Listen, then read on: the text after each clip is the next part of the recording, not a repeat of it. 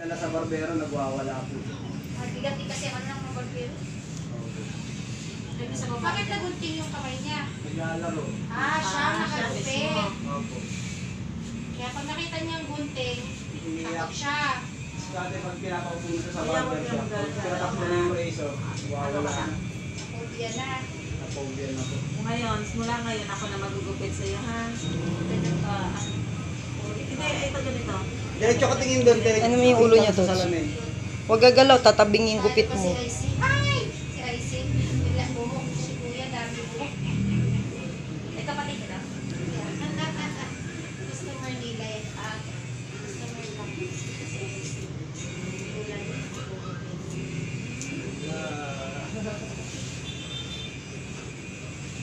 Anong gagawin sa hair? Kuya?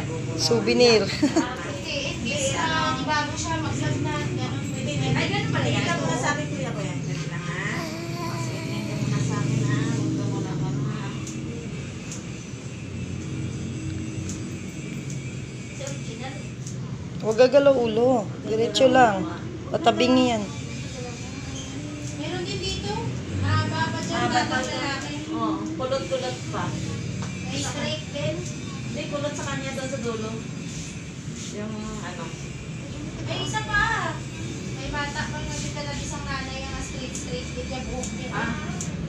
Mga chubby ang bata. Ano ko yung kulot-kulot sa dulo. Yung pagpupulot ko yan lagi. May sherwin.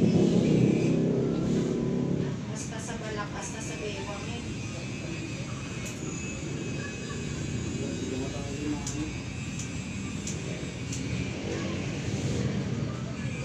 Pagsamahin mo lahat. Yan.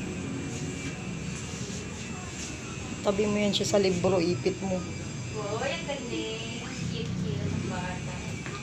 Sana all. Ano lang. Kamalikot kay. Huwag igagalaw ulo, straight lang. Makalalong babae. Ganda ka ng buhok niya eh, sana all eh. Nanay, mahaba rin pala buhok eh. Mm.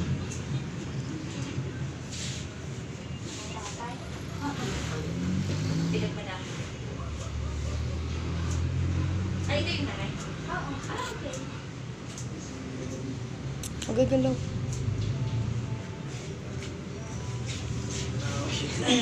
Yan yung babae daw, nipis Sundin mo yung ano. Yan. Yan. Ganyan ba?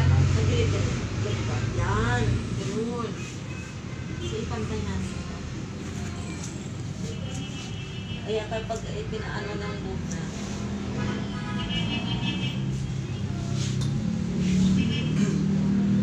Parang bagong, sana ginaganon ko ang ulo mo. Yan. Dalawa lang. Ganon. bagong riban ah. Ang ganda ng buhok mo.